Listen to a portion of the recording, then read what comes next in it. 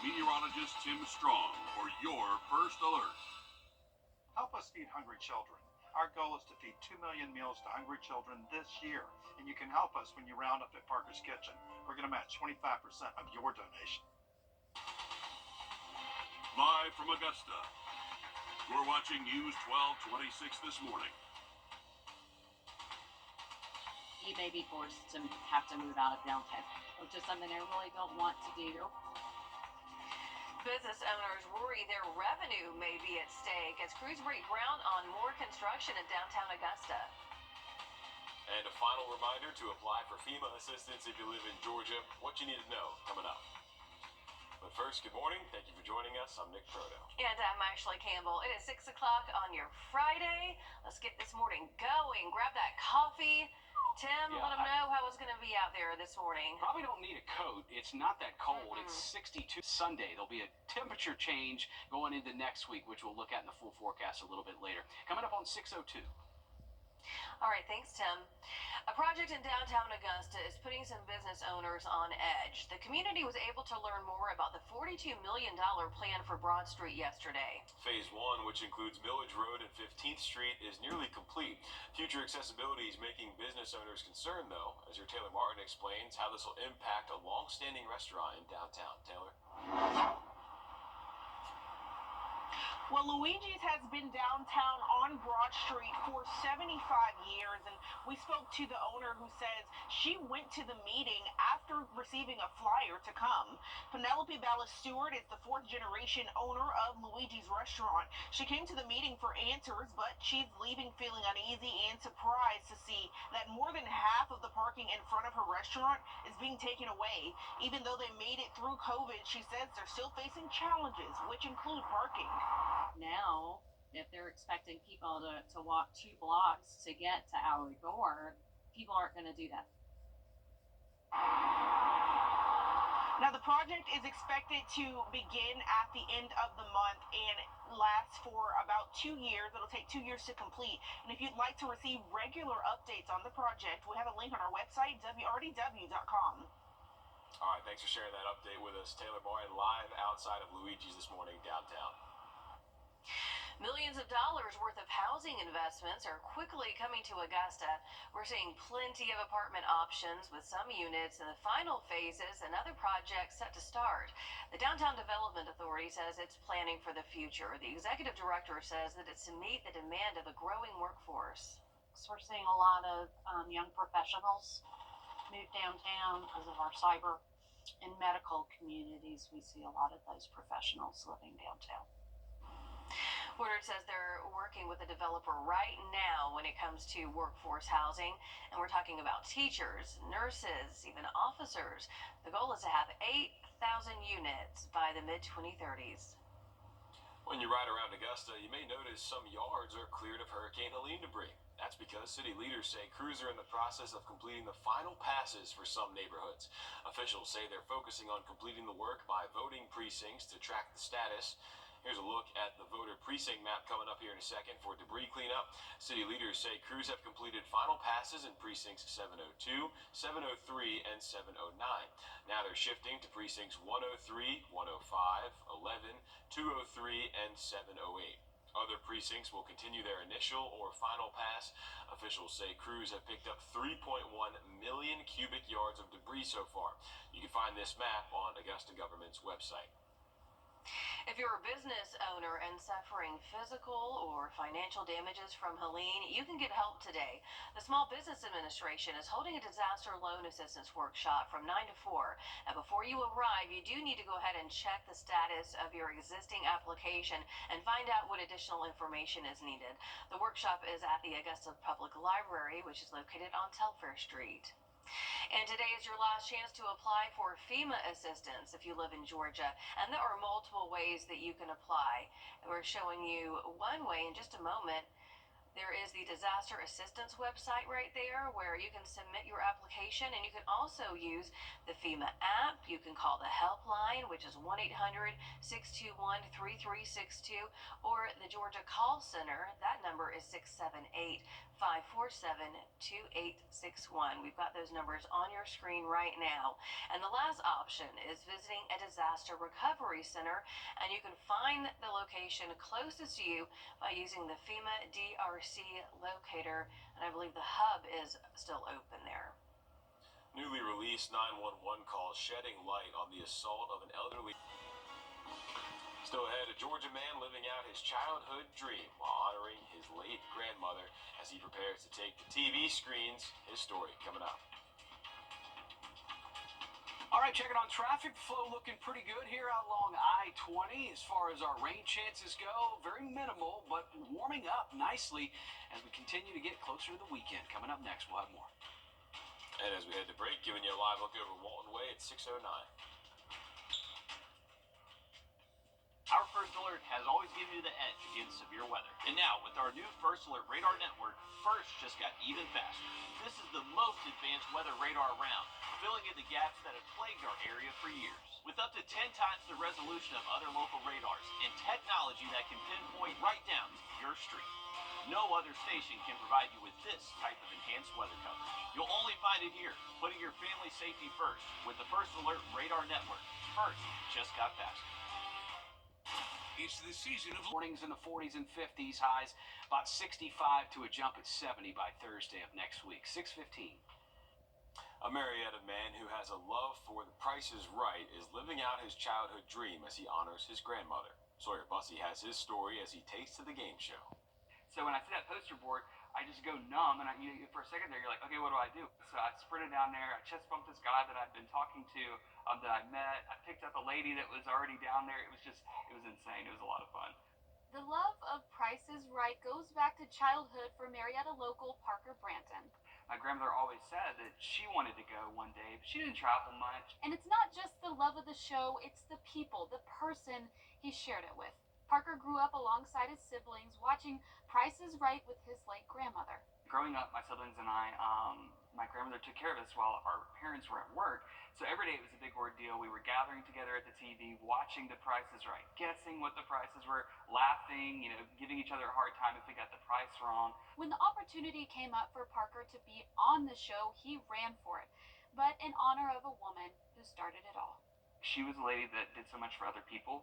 I felt like she didn't have much done for her, if that makes sense. She was one of the best people that's ever been in my life. Today, Parker, his wife, and baby are watching the episode for the first time. Daddy's gonna be on TV. My phone is blowing up right now, and people laughing, seeing me on the show. It's so funny. See me huffing and puffing? I'm out of breath. I was still out of breath during that first one. Yeah. From the wait to get on the show to being chosen to compete. So I felt like I want to do anything the rest of my life to honor her name and to bring her up and keep her relevant and very much a part of our family. And Marietta, Sawyer Bussey, Atlanta News First. Oh, I guess we gotta tune in to see how he did. I didn't say it in there, so hopefully that episode hasn't aired yet and we get to check it out. So congrats to him. Great story. All right, time now for our Take Me Home. Thanks, Tim. A new survey finds Americans' favorite movie, and Amazon passes Walmart in revenue for the first time. Jane King has those stories and more in this morning's business report. Good morning. Good morning. Amazon reported quarterly revenue of $187 billion. Walmart is projected to report revenue $180 billion when it reports on February 20th. Walmart still leads the way when it comes to annual revenue, but this is the first time that Amazon has surpassed Walmart in terms of what they bring in for a quarter. Amazon also will spend $100 billion this year on AI, calling it a once-in-a-lifetime opportunity. President Donald Trump met with the CEO of U.S. Steel. Starbucks is imposing new limits on mobile orders. Customers using the Starbucks app will be restricted to 12 items per order as the company tries to reduce wait times and strain on its staff. It also removed the ability to add a splash of milk or lemonade to a classic refresher because there are already beverages on the menu that had those modifications. Well, Forrest Gump has been crowned America's all-time favorite movie. Talker Research also found the average American believes they've watched their favorite movie 38 times, while millennials average about 50, followed closely by Gen Z. The Wizard of Oz and Titanic rounded out the top 3. From the New York Stock Exchange, I'm Jane King with your morning business report. The Super Bowl is just 2 days away, and while you may be watching the championship in the comfort of your own home or at a bar or at a friend's house, your local heroes will be hard at work. Walmart didn't forget about the sacrifice firefighters make every day to save lives. Yesterday, they surprised Augusta fire crews with a Super Bowl feast as part of a Firefighter Appreciation Week. We heard from the soon-to-be Firefighter of the Year on what this means to them. We share so much together, holidays, life events. We watch the games together. We spend, movies and shows and all that kind of stuff. So it is like being with your family. So being able to sit down and do that same kind of ritual like you would at home with your family or friends is kind of how we live our lives. Now those firefighters will have some game day food to eat as they watch the Chiefs and Eagles face off on Sunday. And more animals making their pick on who could take home the championship ring. Yesterday we showed you a tiger choosing Chiefs. This morning, Nick the Dolphin making his pick, and he is going with the Eagles. Nick has been choosing champions for years at the Clearwater Marine Aquarium. He's picked the Chiefs 3 times, but this time he thinks the victory will go to Philly. All right, terrific. We got Dolphins making picks, Tim. You know what? They're probably going to be better at it than most bettors are, too. Yeah, well, you are a resident bettor, so that doesn't sound like me. I beg to differ. The problem with picking this game is I have such a caring interest. I just can't. I think you're in good company with probably most of the nation. You're not from Philly. I can't cheer for the Eagles. Yeah, I can't root for the Eagles. Can't bet on the Eagles. I'm like clenching my jaw right now. My parents at home are probably like, what? Philly. I got family in Philly. Half hour from Philly. I cannot stand it. I like the city. The city's great. They're sports fans, while passionate. I can't do it. I can't see my friends happy. If you're keeping a running tab on Nick's dislikes, number one's probably Maryland. Cake. No. I'm misunderstood on cake. I don't dislike cake. Coming back into reality a little bit more? I just said cake is probably... Cake is, fantastic. Pineapple on pizza? Pineapple on pizza? Is that a hate? Boy, I'll get probably punished for that one, but I kind of dig it. I don't hate pineapple. If it's there and that's a piece of pizza? It's like you don't take it seriously as pizza. I know.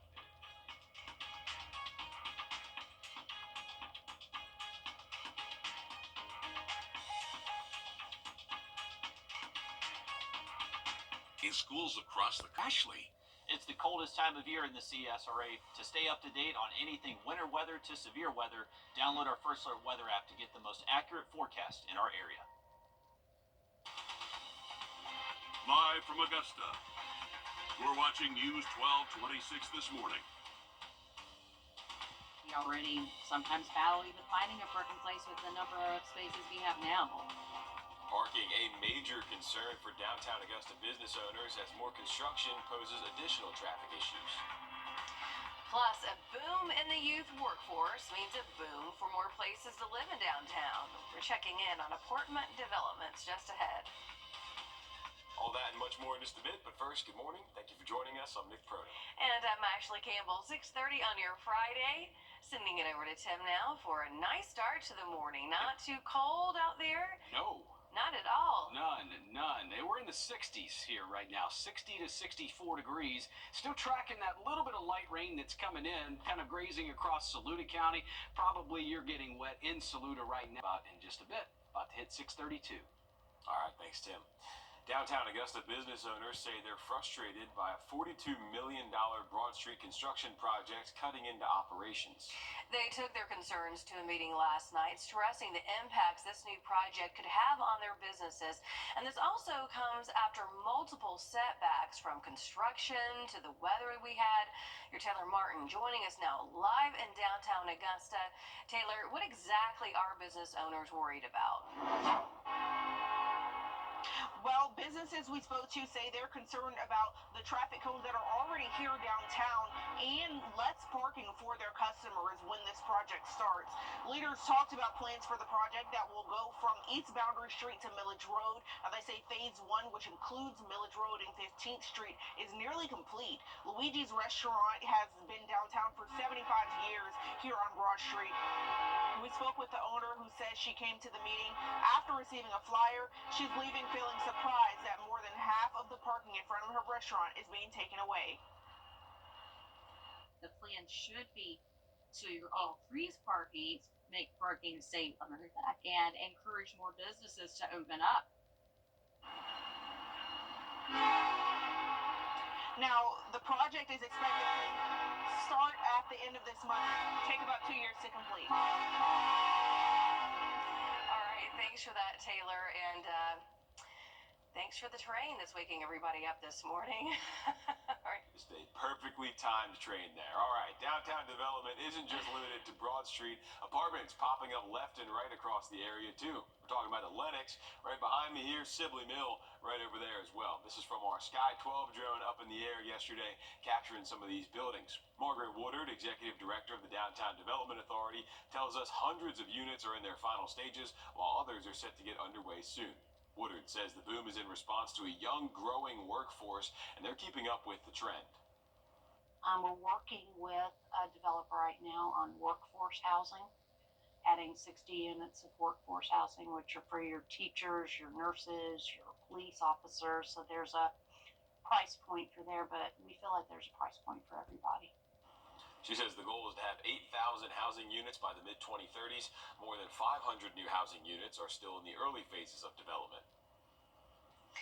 2 murder suspects are facing charges in Wednesday's Family Dollar shooting. 19-year-old Kaidiar Oliver is on your left. 21-year-old Madison Lewis Jr. is on your right, both facing charges in the shooting death of Damian Patrick on Laney Walker Boulevard. Arrest warrants state that they shot Patrick in the torso. Officials say that Patrick was taken to the hospital where he died. Staying in Augusta, 31-year-old Marty Williams facing charges after being accused of assault. Deputies say that Williams hit a man in the head with a rock Wednesday. Officials say that the man was sent to the hospital for his injuries. Williams faces aggravated assault and has a felony failure to appear warrant. This morning, the American Red Cross is helping an Aiken family of 6 whose home was damaged by a fire yesterday. The home is on Wagner Road. The Red Cross is providing the family with food, clothing, shelter, and other resources. The organization continues to stress the importance of fire safety. To learn how you can keep your family safe, head to our website and search Red Cross. If you live in the city of Washington, officials are urging you to boil your water before using it.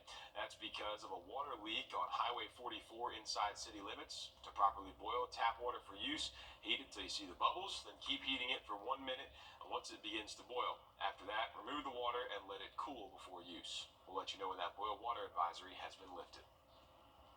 More than $2 million is helping increase workforce readiness in CSRA schools. 4 school districts received the $2.1 million grant from the Georgia Department of Education in partnership with the Chamber of Commerce Foundation. Those districts include Burke, Emmanuel, Lincoln, and McDuffie counties. Some of the grant-funded projects include skills boot camp, teacher and staff internships, and industry certifications for students. Republicans at the State House are now... Today, underserved kids can get free dental care at the Dental College of Georgia. DCG is hosting its annual Give Kids a Smile Day in honor of National Children's Dental Health Month. It's part of a movement created by the American Dental Association to fight tooth decay. The event runs from noon until 2. Today is also Diaper Day. There's going to be a free diaper giveaway at the Columbia County Health Department for infants and seniors. That event is from noon to 1. Columbia County Community Connections, DBHDD, Alzheimer's Association, and DPH are hosting that event. And the Salvation Army is partnering with Lifesaver on North Leg Road to collect hygiene items for its Center of Hope clients. You can drop off donations at any of the locations that you see right there on your screen. Lifesaver, the Center of Hope, the Croc Center, or family stores in South Augusta Martinez, North Augusta, even Thompson. The Salvation Army is in need of items like shampoo, deodorant, as well as soap.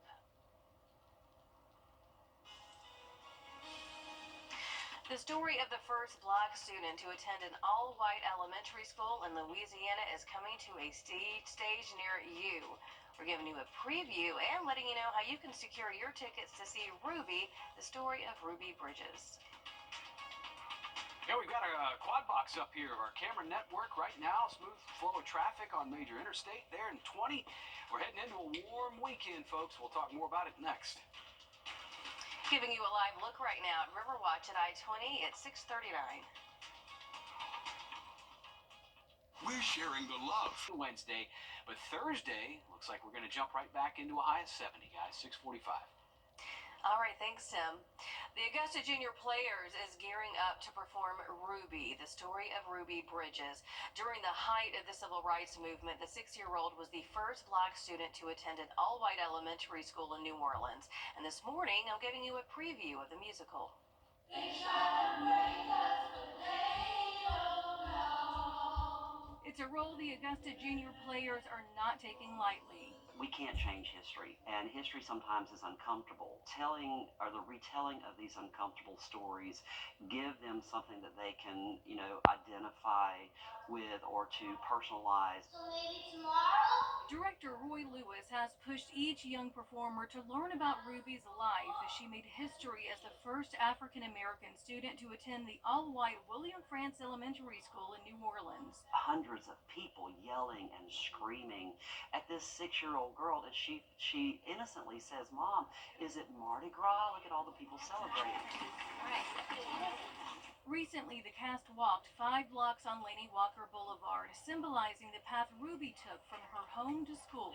This brave 6-year-old young lady faced such adversity and such hatred and anger, and though we've done our best to kind of water down some of the language, the emotional undercurrent of it all is still there. It's still impactful. Lewis says this isn't your average youth performance.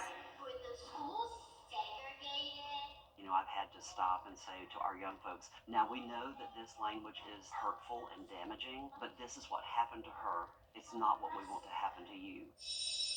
He says he hopes these young women and men inspire you in the future. Ashley Campbell, How'd you get over it? on your side.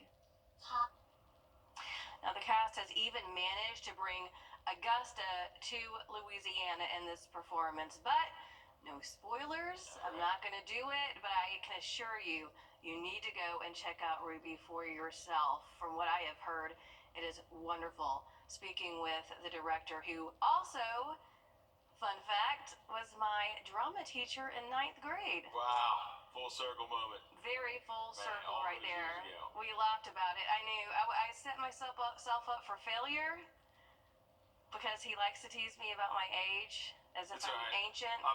The younger reporters are starting to get on me about mine now, too. Good. So it comes full circle. It's just a rite of passage. Yeah. And you can go tonight with 2 additional shows tomorrow if you want to see the play. Tickets are available at AugustaPlayers.org. A Charlotte student and singer kicked out of high school and a controversial move is headed to the big stage for a major concert. Bailey Griggs was expelled from Cramerton Christian Academy last year after performing at a venue that served alcohol. Her story made national headlines, and since then her career has skyrocketed. On Wednesday, she was announced as a performer for Lovin' Live Music Fest in Uptown Charlotte. Major artists headlining the festival include the Dave Matthews Band, Gwen Stefani, Ludacris as well. So, pretty cool turn of events for her. 6:48, we're going to take a quick break. We'll be right back.